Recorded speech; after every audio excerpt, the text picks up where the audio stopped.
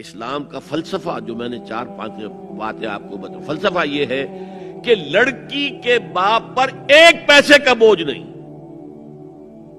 اس نے لڑکی پال پوس کے تمہارے حوالے کر دیا، اب اور کیا چاہتے ہو تم؟ سب باپ اپنے سینوں پر ہاتھ رکھ کر سوچیں اور میری بات سنیں. کیا بیٹی کو گھر سے رخصت کرنے کا وقت جو ہے وہ خوشی کا وقت ہوتا ہے؟ خوشی نہیں ہے ماں، صرف یہ ہوتا ہے اے سائی آف ریلیف کہ ایک ذمہ داری کا بوجھ تھا، اللہ نے آج پورا کرا دیا، اتروا دیا. پھر بھی اندیشہ ہوتا ہے، پتہ نہیں مزاج ملے نہ ملے، نئے ماحول میں جا رہی ہے، وہاں جا کر ایڈجسٹ ہو یا نہ ہو، اندیشے پھر بھی ہوتے ہیں. تو ان سے مرغ پلاؤ کھانا اور متنجن کھانا کوئی معقول بات نہیں ہے. معقول بات کیا ہے؟ لڑکا، اس کا گھر آباد ہوا ہے، وہ ولیمہ کرے، اس پر باقاعدہ احادیث اولبو ولو بشاتن، ولیمہ ضرور کرو چاہے ایک ہی بکری ہو تمہارے پاس، ذبح کرو، کاٹو، کھلاؤ گوشت اپنے دوستوں کو، احباب کو. یہاں تک کہا کہ بیسا طعام الولیمہ، برا کھانا ہے ولیمے کا کہ اس میں غریبوں کو نہیں بلایا جاتا. ظاہر بات ہے مسلی کھلانے کے لیے تو ولیمہ نہیں ہوتا، اپنے احباب کو، دوستوں کو بلایا جاتا ہے. پھر بھی میں تم سے کہتا ہوں کہ جسے ولیمے کے لیے بلایا جائے وہ اگر نہیں جائے گا تو اللہ اور اس کے رسول کے حکم کی نافرمانی کرے. تو جس رسول نے اتنی تفصیل سے حکم دیا ہو ایک دعوت کا، وہ دوسری دعوت میں بھی خیر ہوتا میں بیان کرتا. جب نکاح مسجد میں اور کوئی دعوت طعام نہیں تو بارات کا تصور، خلاص. بارات کس بلا کا نام ہے؟ قرآن میں تو کوئی ذکر ہی نہیں، عربی میں یہ لفظ ہی نہیں، جہیز کا کوئی تصور اسلام میں نہیں. خالص ہندوانہ رسم، خالص ہندوانہ رسم، خالص ہندوانہ رسم. ہندوؤں میں کیوں ہے؟ وہ اس لیے ہے، معقول بات ہے کہ لڑکی کا وراثت میں کوئی حصہ ہے ہی نہیں. وہ تو جب گھر سے نکل رہی ہے کچھ دے دلا کے رخصت کر دو، دان دہیج، یہ خیرات ہے، لڑکی کا حق کوئی نہیں ہے گھر پر. اسلام میں تو لڑکی وارث ہے، والد فوت ہوں گے وراثت تقسیم ہوگی، والدہ فوت ہوگی کوئی ان کی ہے ملکیت وہ تقسیم ہوگی. شادی کے موقع پر کوئی جہیز اسلام میں نہیں، قطعاً نہیں. غلطی سے حضرت فاطمہ کے جہیز کو جہیز کہہ دیا گیا. وہ جہیز کیا تھا؟ 1 پیسہ بھی حضور کے اپنی جیب سے نہیں تھا. اس شادی میں خاص بات کیا تھی کہ دولہا کے ولی بھی حضور ہی ہے. اور کون ہے؟ علی کا کون تھا مدینے میں؟ اور دلہن کے والد بھی حضور ہیں.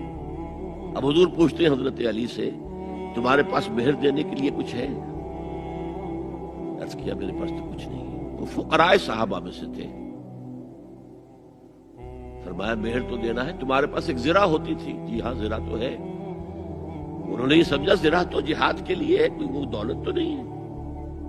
فرمایا جاؤ اسے بیچو یا گروی رکھ کے قرض لے کر. وہ گئے، حضرت عثمان نے خرید لی اور کچھ دنوں کے بعد واپس کر دی ہدیتاً. یہ زرہ میں ہدیہ آپ کو کر رہا ہوں. اس وقت اگر کہتے چھوڑو علی، کہاں تو لو میں پیسے دے دیتا ہوں تمہیں، تو ان کی طبیعت پر بار ہوتا. اس پیسے سے حضور نے کچھ پیسے گھر بھیجے اندر، دلہن کو ذرا تیار کر دو. اور کچھ پیسوں سے وہ ایک گدا جس میں کھجور کی کھال بھری ہوئی تھی، اور 2 تکیے جس میں کھجور کی کھال بھری ہوئی تھی، ایک مشکیزہ، کنویں سے پانی تو لانا ہی ہے نا، ایک چکی، جو ہو یا گیہوں ہو پیسنا تو ہے نا، کوئی 1-2 برتن اور. اللہ اللہ خیر صلی اللہ، یہ تھا جسے جہیز کہتے ہیں، جس میں 1 پیسہ بھی حضور کا شامل نہیں ہے. وہ حضرت فاطمہ کا مہر تھا جسے بنایا گیا. ورنہ مدینے ہی میں دوسری آپ کی صاحبزادی کا نکاح حضرت عثمان سے بھی ہوا. کہیں ذکر ہے جہیز کا؟ حضرت عثمان کا گھر بھرا ہوا، ہر چیزیں موجود، جہیز کا تذکرہ نہیں. بہرحال یہ شادی کو آسان کرو، زنا کو مشکل بناؤ. یہاں شادی کے لیے 9 من تیل ہوگا تو رادھا ناچے گی.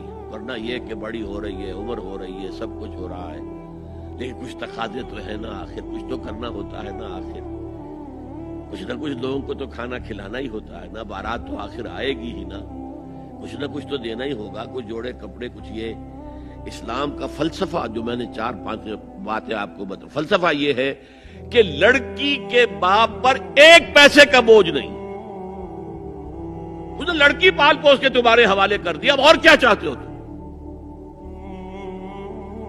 سارا مرد آزماں، مرد آفرین، مرد کو چیلنج دیا ہے، تم مرد ہو، مہر تم دو گے۔ اور سب سے بڑھ کر کیا ہو رہا ہے، آج کل بھی ہوتا ہے، ہمارے ایک کچھ کام ہوتے ہیں اسلامی، وہ بھی ہے کچھ وہی ہندوانہ پس منظر۔ نکاح کی محفل میں چھوارے کون لے کے آتا ہے جی؟ لڑکے والے۔ اور پلاؤ کن سے کھاتے ہیں بھائی؟ جس وہ تمہیں مرغ پلاؤ کھلا رہا ہے وہ چھوارے نہیں بانٹ سکتا تھا؟ یہ ہے اسلام اور غیر اسلام کا امتزاج۔ چھوارے لڑکے والے لے کر آئیں گے اور پھر دعوت اڑائیں گے لڑکی والوں